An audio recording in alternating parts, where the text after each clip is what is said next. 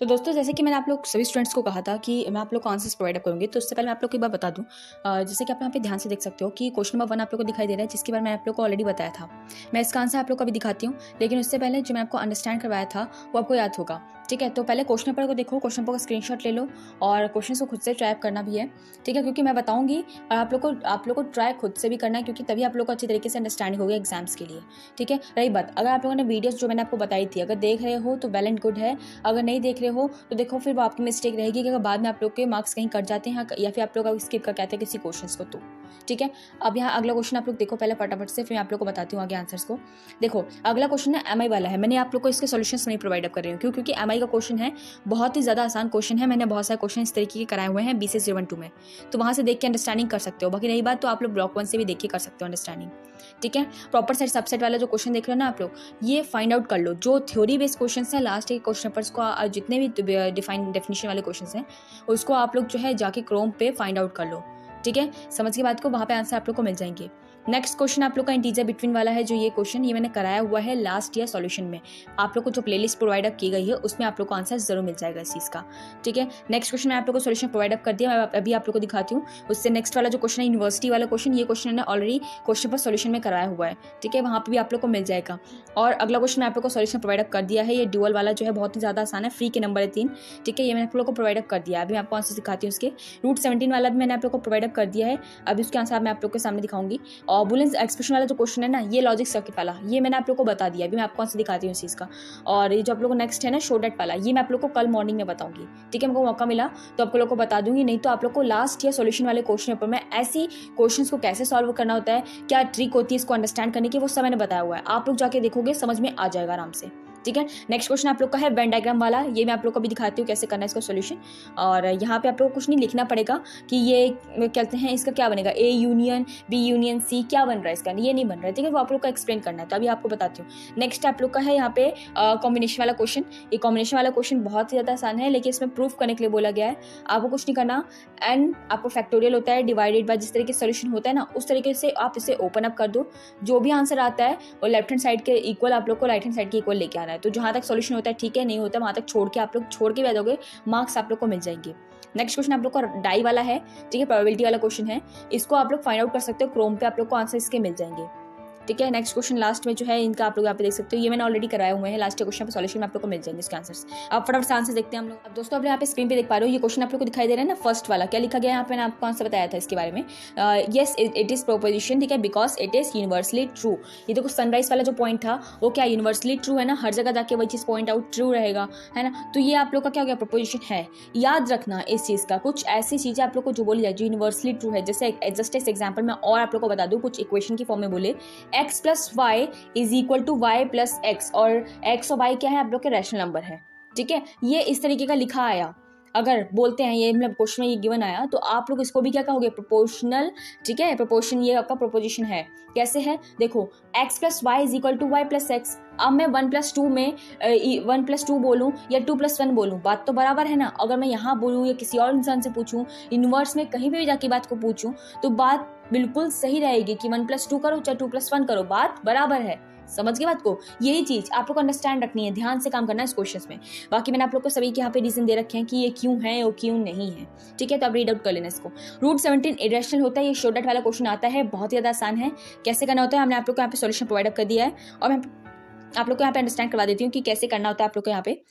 Root 17 is पहले क्या करना होता है, आप लोग क्या करोगे, रूट 17 एक रैशनल नंबर है, ये अज्यूम कर लोगे। अज्यूम करने के बाद आप लोग देख सकते हो मैंने लिखा है कि so it can be written in the form of A/B, मतलब P/Q की फॉर्म में हम लोग इसे लिख सकते हैं, क्योंकि रैशनल नंबर क्या होते हैं 1/2, 2/3 इस तरीके की फॉर्म्स में होते हैं। समझ के बात को, तो इररेशनल प्रूफ करने के लिए आप लोग को पहले रैशनल प्रूफ करना पड़ेगा। ठीक है, तो यहाँ देखो हम लोग रूट 17 को रैशनल ले लिए, रैशनल लेने के बाद A/B की फॉर्म में आ सकता है, तो आप लोग क्या लिखोगे, root 17 is equal to A/B।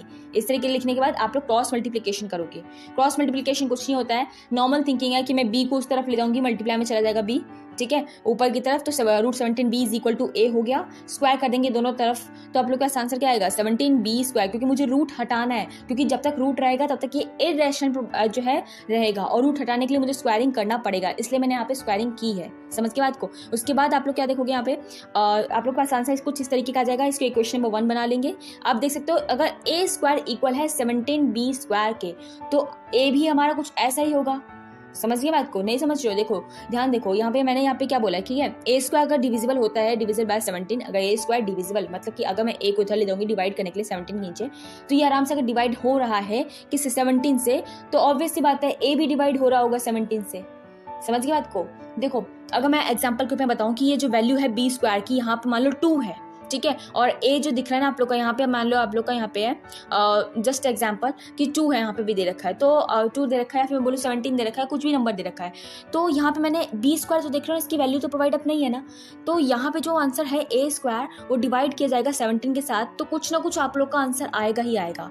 या मैं बोलूँ अगर मैं 17 इंटू में बी स्क्वायर जो है, बी की वैल्यू को मैं 2 रखती हूँ या 3 रखती हूँ 4 रखती हूँ, तो कुछ आंसर आएगा ना, और कुछ आंसर जो आएगा वो 17 से ऑटोमेटिकली जो मल्टीप्लाई तो हो ही रहा होगा, है ना। इसलिए यहाँ पे बात ये बहुत बोली गई है, अंडरस्टैंड कर लें, नहीं तो रट्टा लगा लो इस चीज को, अंडरस्टैंड करने का समय रह गया है, अब बचा नहीं है, ठीक है। इसके बाद आप लोग देख सकते हो कि पुट इन इक्वेशन नंबर 1 आप लोग पुट कर दोगे 17c का whole square is equal to 17b square, ठीक है। जो a की वैल्यू यहाँ पे निकल गई ना, कैसे निकली देखो, इसने क्या बोला, ए स्क्वायर अगर 17 से डिविजिबल होता है तो ए भी डिविजिबल हो रहा होगा, अगर ए डिविजिबल हो रहा है तो यहाँ पे कुछ और वैल्यू आ रही होगी, समझ गया, तो कुछ और वैल्यू आ रही होगी, और क्योंकि ए स्क्वायर था, अगर ये स्क्वायरिंग हटाएंगे तो वहाँ पे रूट हो जाएगा ना 17b का स्क्वायर का इस तरीके का, तो कुछ वैल्यू आ रही होगी, इसलिए 17c कर लिया गया है। करने के बाद पुट इन इक्वेशन नंबर आप लोग डालोगे पहले वाले में, तो 17c का whole square is equal to 17b का स्क्वायर, अब बोलोगे 17c का होल स्क्वायर क्यों हुआ, तो यहाँ पे मैंने ए स्क्वायर की वैल्यू डाली है, समझ रहे बात को, यहाँ पे ए की वैल्यू क्या 17c ऊपर दिख रही थी और मैंने ए स्क्वायर की वैल्यू यहाँ पुट अप कर दी, इस तरीके से सोल्यूशन के बाद आप लोग पास आएगा।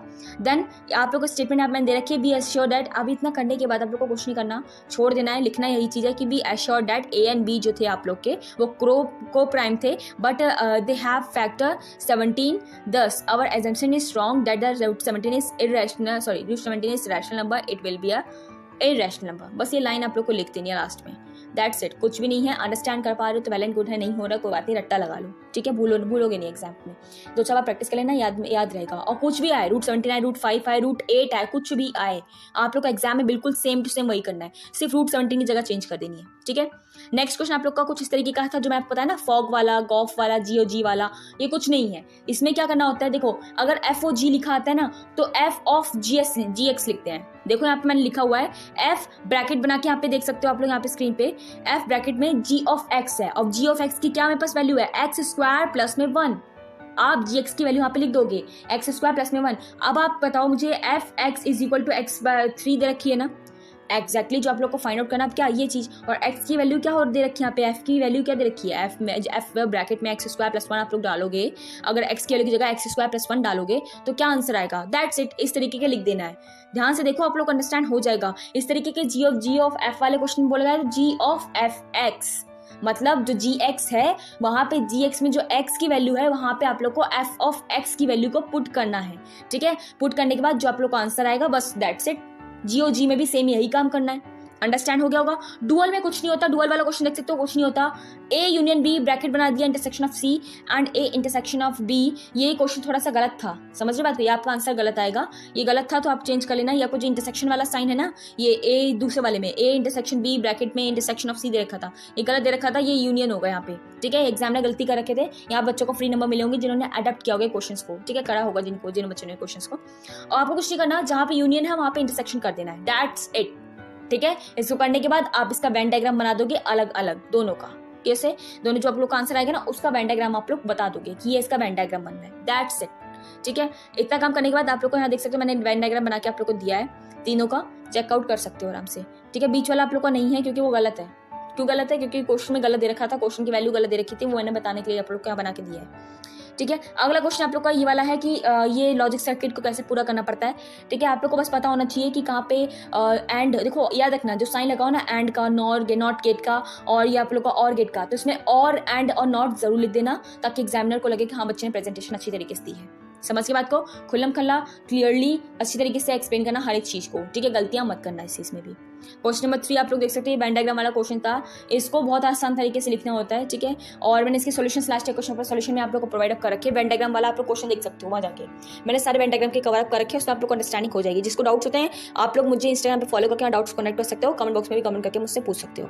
और एक बात, कुछ भी डाउट्स हो आप लोग पूछ लेना। And again thank you so much for this video. मिलते हैं नेक्स्ट वीडियो में, ठीक है। और कल के लिए आप लोग का एग्जाम्स के लिए सभी स्टूडेंट्स को ऑल द बेस्ट। अगर मैं आप लोग को आज रात को रिप्लाई ना दे पाऊँ तो मॉर्निंग में आप लोग को रिप्लाई जरूर मिल जाएगा, ठीक है। रही बात, प्रैक्टिस आप करते रहो। क्वेश्चन मैंने सॉल्यूशन ऑलरेडी प्रोवाइड अप कर रखे हैं आप लोग को। और दूसरी चीज़, आप लोग को प्लेलिस्ट भी मिल जाएगी, ठीक है। बाकी जो है मतलब पर्टिकुलर चैप्टर्स की, तो जिसको समझ में नहीं आता है कि और थोड़ा सा और पढ़ना हो उन्हें, तो आप लोग चेकआउट कर सकते हो प्लेलिस्ट को। वहाँ पे आप लोग को हर एक चैप्टर्स की जो है मिलेगी। बुलियन एक्सप्रेशन की अलग, प्रोपोर्शनल कैलकुलस की अलग, सेट रिलेशन फंक्शन की अलग प्लेलिस्ट है। तो जो क्वेश्चन आप लोग को डाउट्स होते हैं अपनी बुक से, आप वहाँ पे देख सकते हो, वहाँ देख के पढ़ सकते हो, ठीक है ना। Again thank you so much.